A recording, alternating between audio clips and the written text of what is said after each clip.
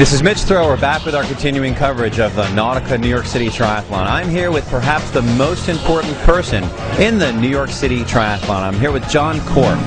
John Korff has put this race together, and we're going to find out a little bit about the background. John, how long have you been doing this race? We started the race in 2001 as part of New York City's bid to host the 2012 Olympics. We hosted the U.S. Pro Championships, and we had about 400 or 500 age groupers and never sold out. Now, 8 years later, we will have 3,000 athletes who take off in the Hudson tomorrow, and we sold out in 8 hours, so we're very excited. Great thing in Manhattan. So you sold this race out in 8 hours, so people started to register and then they sold out immediately. We open registration every year November 1 at 12:01 a.m. and by 7:45 in the morning we were sold out. And people thought, well, I just thought that was a PR stunt. And we're like, well, then you better set your alarm for 2009. Set your alarm for your date in the Hudson. Excellent. Now, in the past 8 years of running the New York City Triathlon, have you ever wanted to jump in? I've jumped in the Hudson a few times, but you know, when you organize a race, you've got to work the race. So I haven't really felt compelled to jump in because I'm scared that something will go wrong and I'll have to attend to it. But actually, I got a great staff, so there's really nothing that I need to worry about other than getting up on time in the morning. Exactly. Well, we would love to have you in the race, that's for sure, because you're quite an athlete yourself. Are you running and biking and swimming on a consistent basis? Well, I'm not a triathlete. I used to do 100-mile mountain races. I did 7 of the Western States 100-mile endurance runs, and now I do stair races. So I do the Empire State Building run-up. So I'm in pretty good shape, but me and water don't go well together. So you're not a fan of the swim. Now, tell us a little bit about the 100-mile race. What was it like to run 100 miles? Well, it's the Western States Endurance Run, which is purportedly one of the most challenging races in the world. It starts at Squaw Valley underneath the rings from the 1964 Olympics, and it goes straight up Squaw Peak. So you're running 5,000 feet from about 6,000 feet up to 10,000 feet. You're running 5 miles straight up. And I would say the first 23 miles are through snow, and there's 44,000 feet of up and downhill running, and much of the race is run through the valleys east of Auburn and Sacramento, California. It's 120 degrees, and the idea is to break 24 hours. So it's tough, but it's like triathlon. It's one foot after another, and if the bone ain't showing, you just keep going and stop complaining and start moving. Excellent. Well, that's quite a feat. And when you crossed the finish line, did you at that moment want to do it again the following year, or did you have a little bit of a downtime when you were saying you're never going to do this again? Well, it's not like childbirth. From what I hear you say, you're never going to do it again. But I'm a big fan of long distance running. It doesn't really require a skill. You just got to basically not run into a tree or not run over the edge of a cliff. But as long as my body was willing to do it, I was willing to do it.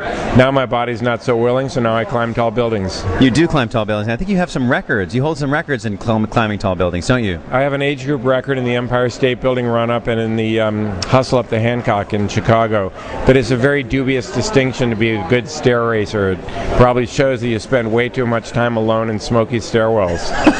People are smoking in the stairwells now. That's incredible. People are doing anything in stairwells. I've seen some funny things. I've seen some illegal things. But it's fun. Keeps you in great shape. That's true. Now, how fast did you run up the Empire State Building staircase? My best time was just a little over 10 minutes. It's 10:12, so that's pretty fast. That's really fast. Yeah, that's basically a dead sprint straight up. It was some 26-year-old on my ass. As you can tell, I'm not 26. And all I could think of was, I can't let this guy pass me. I got a mortgage, I got a kid, I got a business, I got debts. This guy's got nothing, man. He probably slept in the park overnight. So I hip checked him into the wall, and off I went. He's probably still in the stairwell, isn't he? He's probably still asleep in Central Park. Still asleep in Central Park. Well, we are so pleased to be here at the New York City Triathlon. Do you have any words of encouragement for athletes that are thinking about doing the race, or the athletes that are actually doing the race this year? The New York City race is very unusual because it's an entire urban experience. You get to swim in the Hudson, which is an iconic location. You get to ride on the West Side Highway and see the Hudson River. You get to ride underneath the George Washington Bridge. It's really breathtaking. Hopefully people don't do too much sightseeing or they'll crash. And of course you get to run through Midtown Manhattan across 72nd Street with thousands and thousands of spectators and finish in famed Central Park. So my only words of advice are set your alarm for 12:01 a.m. on November 1st so you can be part of the New York City Triathlon. And spectators, I've watched in the last few years, the spectators are growing and growing. It really is becoming quite a thing to see in Central Park. It's not only in Central Park. We had about 10,000 people at Swim Start. They're doing some construction this year in Riverside Park, which hosts our swim.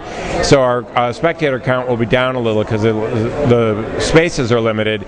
But once we really get cranking this thing up, we'll have about 20,000 people watching the swim. It's hard to watch the bike. It's on a closed course. But along 72nd Street, we'll have 10 or 15,000, and there are 200,000 people in the park.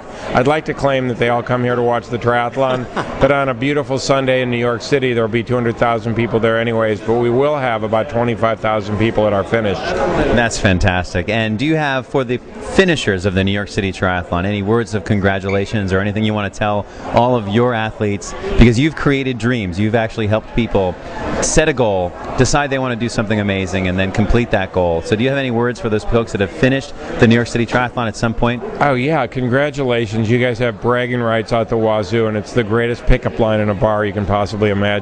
So congratulations to all of you, men and women. That's great. The greatest pickup line in a bar. This is Mitch Thurl reporting from the New York City Triathlon. I'm here with John Korff, probably the most important person here today.